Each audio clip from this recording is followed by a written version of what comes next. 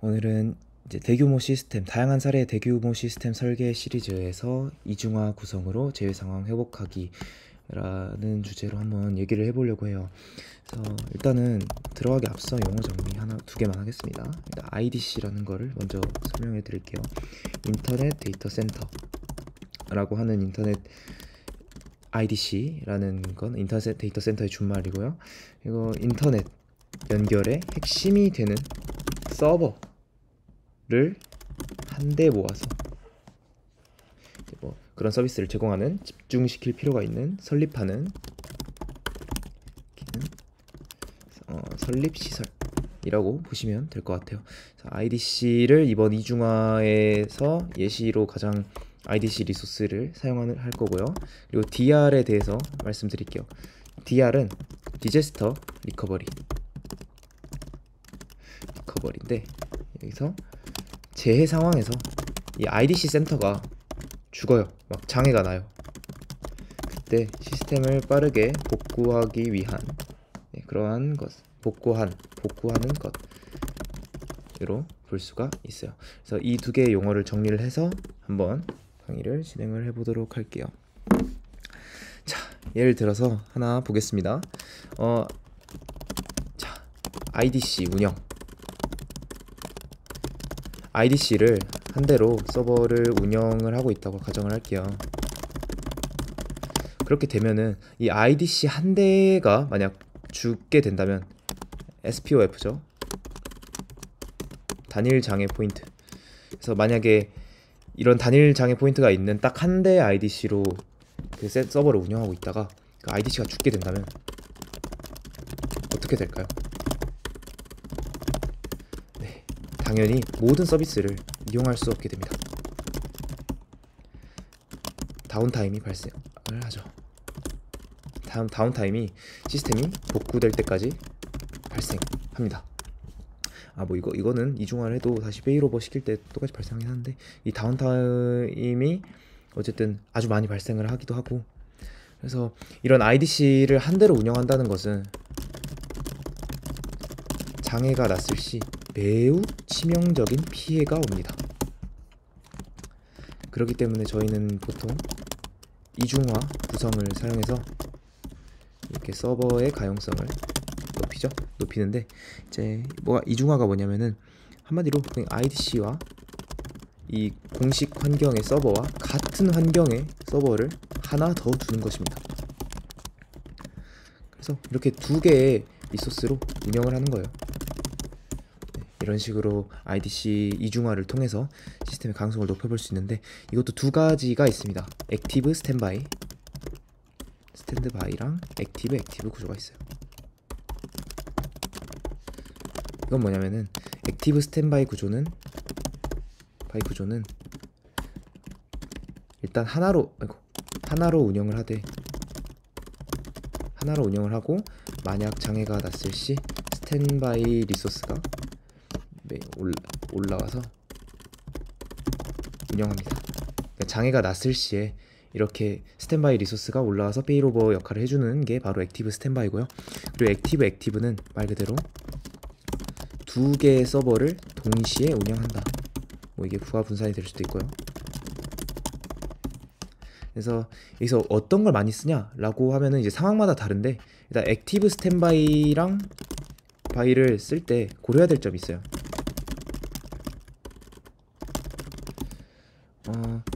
액티브 스탠바이도 결국에는 스탠바이 상태인 거를 올리는 시간도 있고요. 다운타임이 그래도 있긴 있습니다. 그렇기 때문에 실시간이 매우 중요한 프로젝트라면 이럴 때는 액티브 구성으로 가져가는 게 솔직히 전 좋다고 생각을 합니다. 그래서 이제 뭘 말씀을 드릴 거냐면은, 그리고 이제 추가로 액티브 스탠바이는 장애가 발생했을 때 스탠바이가 액티브로 바뀌는 메커니즘이잖아요. 근데 장애는 이 빈도가 그렇게 많지 않습니다. 잦지 않아요. 이게 상황마다 다르겠지만 웬만해서는 그 액티브 메인 IDC가 죽는 경우는 많이 없어요.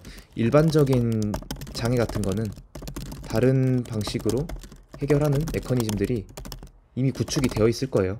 그 각 서버의 예외 처리라던가 아니면 뭐 약간 네트워크 파티셔닝이 튄다거나 뭐 파티션이 튄다거나 뭐 그런 패킷이 손실된다거나 이런 문제 같은 거는 시스템이 전부 다운될 문제가 아니기 때문에 이런 것들은 저희가 이제 약간 해결할 수 있는 메커니즘을 구축이 돼 있고, 그렇기 때문에 진짜 장애가 발생해도 이 스탠바이가 인식을 못할 때가 있어요. 그렇기 때문에 실시간성이 떨어집니다. 그래서 오늘 제가 좀 더 자세하게 말씀드린 건 액티브 구성에 대해서 좀 더 말씀을 드릴 건데, 예를 들어서 그러니까 증권 시스템, 뭐 주식, 코인 이런 실시간성이 요구되는 시스템에서 만약에 서버가 죽고 그리고 스탠바이가 다시 올라가는데, 이때 올라가는 시간 동안 가격이 많이 변동이 있다면 상상만 해도 끔찍하죠. 진짜 죽을걸요? 엄청난 문의 전화가 진짜 올 거고, 이게 잘못하면은 저희가 소송을 해야 될 수도 있어요. 소송을 받고 막 고소 막 싸움하고 막 그래야 될 수도 있어요. 그렇기 때문에 네, 이런 걸 피하기 위해서 실시간성이 요구된다면 액티브 구성으로 가져가 보는 것도 정말 좋다고 생각을 합니다. 그래서 예시를 한번 들어볼게요. 이제 약간 주식 시스템에 대해서 조금 더 말씀을 드릴게요. 보시면 이제 카프카를 통해서 데이터 스트리밍을 한다, 이런 예시를 들어보도록 할게요. 그렇게 되면은 카프카가 장애가 나게 된다면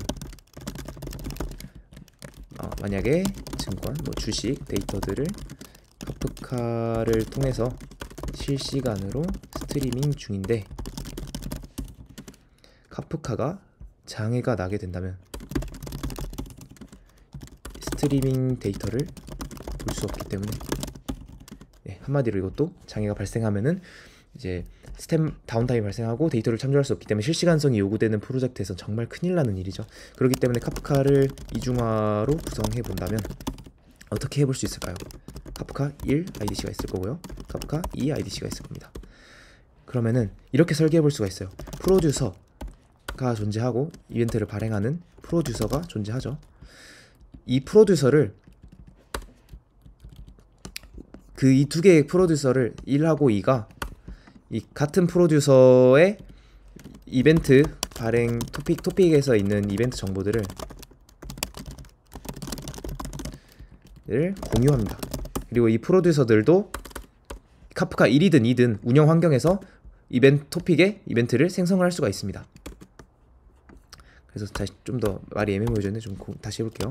카프카 1, 2는 누구나 상관없이 프로듀스 할 수 있다. 토픽을, 메시지를 프로듀싱 할 수 있다. 이렇게 되게 되면은 이제 어떤 문제가 발생하냐면은 이 IDC 각 1번, 2번 IDC 간의 데이터 동기화 문제가 존재합니다. 이제 그러면은 이 발행한 메시지를 싱크를 해줘야 되거든요. 그래서 이것도 카프카에서 제공하는 그런 카프카 싱크를 할 수 있는 라이브러리 그런 툴들을 사용을 해서 카프카의 토픽이나 그런 거를 동기화 시켜줘야 합니다. 그리고 오프셋, 카프카는 이제 그 토픽에 관한 메시지가 몇 번째까지 처리됐는지 오프셋을 통해서 식별을 하는데요.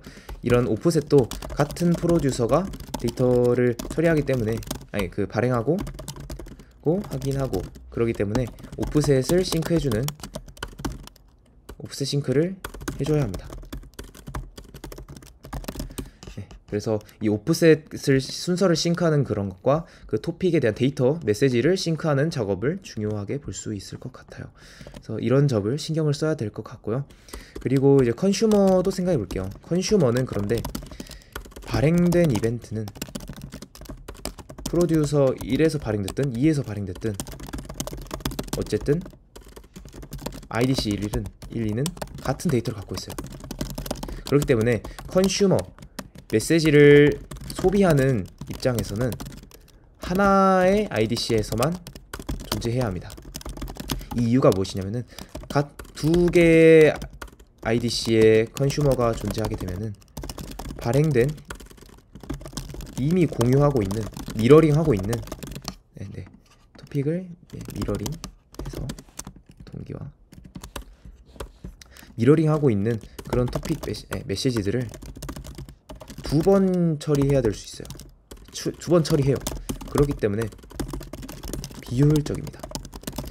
네, 그렇기 때문에 이미 발행한 토픽에 대해서는 두 번 처리하지 않게 컨슈머는 IDC 1에다가만 두고, 만약에 IDC 그렇기 때문에 만약에 IDC 1에서 장애가 발생하면 IDC 2에 컨슈머를 생성하고, 이미 데이터들은 미러링 되어 있고 동기화 되어 있기 때문에 컨슈머가 해당 작업을 처리해주면 됩니다. 네, 이런 식으로. 물론 이제 이렇게 액티브 구성을 했을 때 장점은 당연히 안정성이 높아지고 실시간성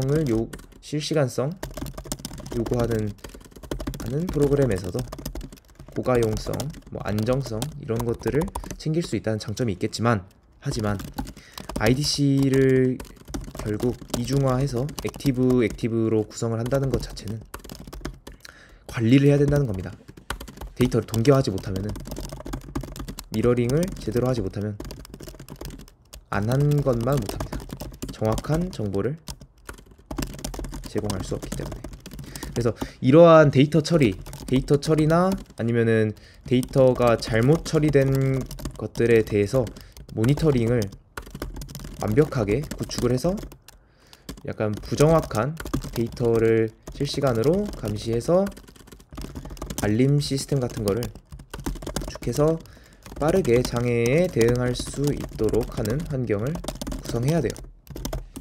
그리고 두 개의 IDC다 보니까 이러한 데이터 스트림을 쉽게 자동화할 수 있는, 쉽게 처리할 수 있는 그런 사내 환경을 구성을 해주면 좋습니다. 이런 시스템들을 데이터 처리 시스템 프로젝트 같은 걸 해서 만들어서 쉽게 데이터 스트림에 접근할 수 있도록 하는 환경을 구성해야 한다. 이러한 관리 포인트가 생길 수 있습니다. 그렇기 때문에 이제 진짜 기업 입장에서 안정성이 진짜 중요하다면은 이러한 인적 비용들을 감수를 해서라도 이렇게 액티브로 구성을 해서, 만약에 디제스터 리커버리를 해볼 수 있겠죠. 디제스터 맞죠? 네, 디제스터 리커버리. 그래서 진짜 중요한 프로젝트는 이렇게 해서 디제스터 리커버리를 해볼 수 있다라고 볼 수 있습니다. 네, 이 정도면 정리가 된 것 같네요. 감사합니다.